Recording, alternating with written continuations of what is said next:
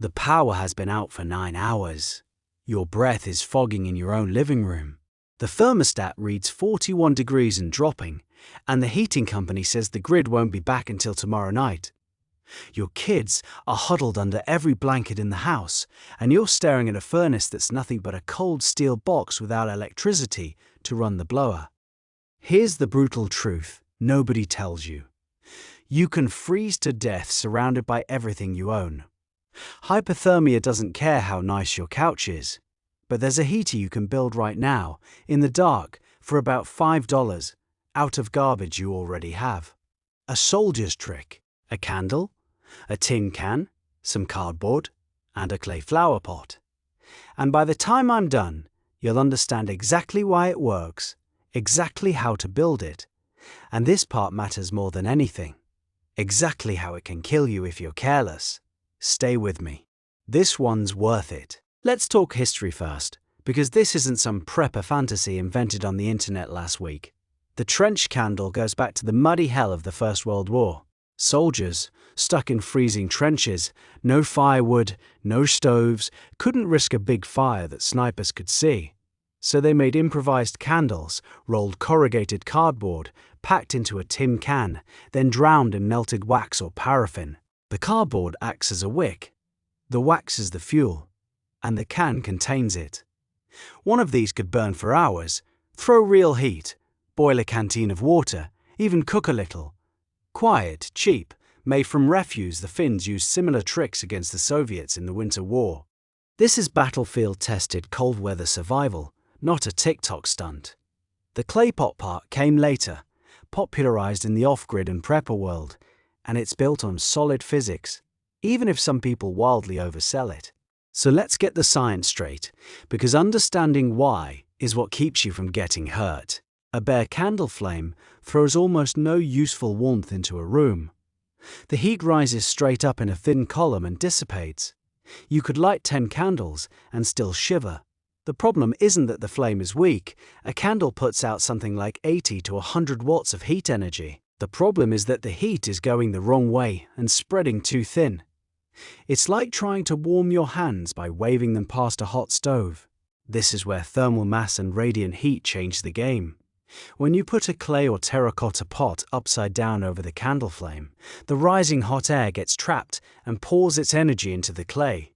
Clay is dense, it holds heat. Instead of that warmth vanishing into the ceiling, the pot soaks it up and slowly re-radiates it outward in every direction as gentle infrared warmth, the same kind of heat you feel from sunlight or from a brick that's been sitting in the sun. You've converted a useless vertical jet of hot air into a warm, glowing object that heats the things and people around it. That's the trick.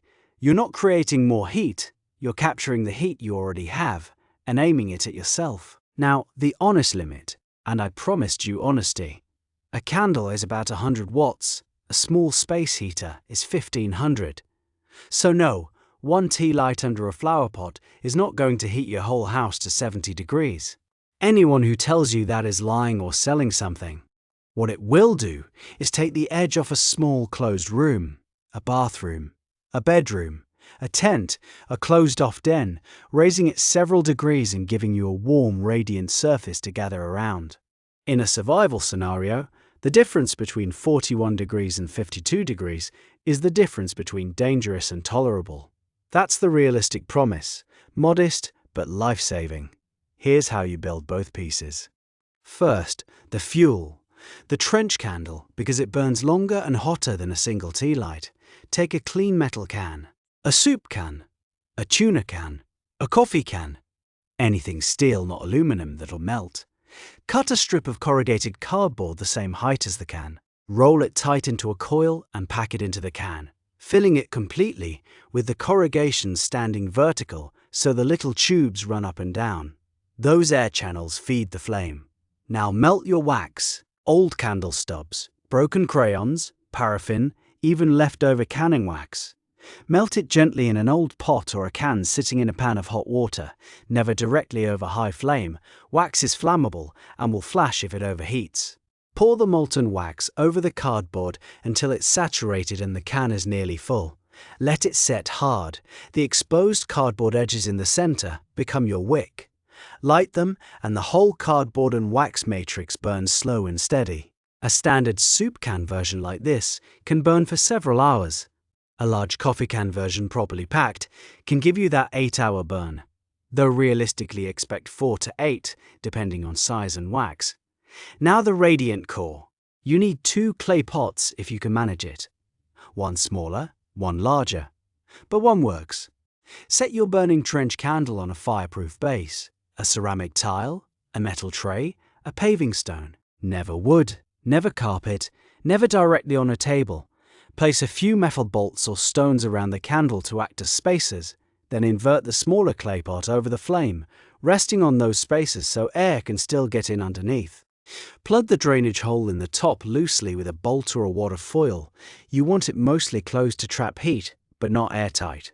If you have a second larger pot, invert it over the first with a gap between them. That double wall design holds even more heat and re-radiates it longer. Within 10 or 15 minutes, the outer pot becomes too hot to touch and starts pumping out steady, comfortable, radiant warmth. Sit close, warm your hands, drake your damp gloves nearby to dry. Now the part that can save your life, so listen like your life depends on it, because it does. Carbon monoxide. This is the killer. Any open flame burning indoors consumes oxygen and produces carbon monoxide, an invisible, odorless gas that kills you silently, often in your sleep. A candle is small, but in a sealed room with no air exchange, Colorado can still build to dangerous levels over hours, and the danger climbs the moment combustion goes incomplete. Never run this in a completely sealed space.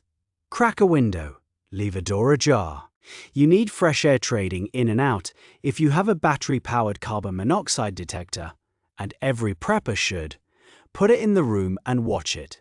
Headache, dizziness, nausea, confusion, drowsiness. Those are COO poisoning symptoms. If anyone feels them, get out and get air immediately. Do not wait. Do not tough it out. People die that way every single winter. Fire is the other killer.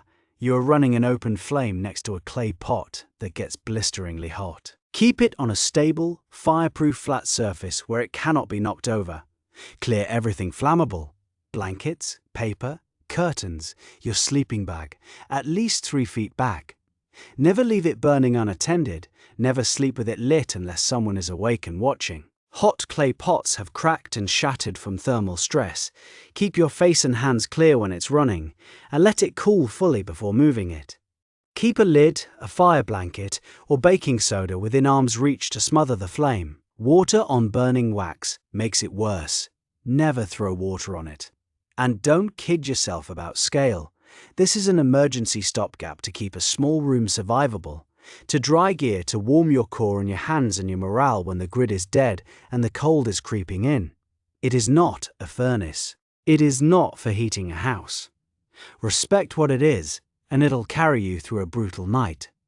Because that's really the deeper lesson here, isn't it? The modern world has trained you to believe that warmth comes from a thermostat and a utility bill, that you are helpless the second the power dies. But your ancestors kept themselves alive through 10,000 winters with nothing but fire they understood and controlled. A can, some wax, a clay pot, and the physics of radiant heat. That knowledge is older than the grid, and it'll outlast it too. The people who freeze are the ones who never learned. The people who make it are the ones who did. Be the second kind. Build it before you need it. Test it before you trust it. And when the lights go out and your breath starts to fog, you won't panic. You'll reach for a $5 heater and a soldier's secret. And you'll keep your family warm through the dark.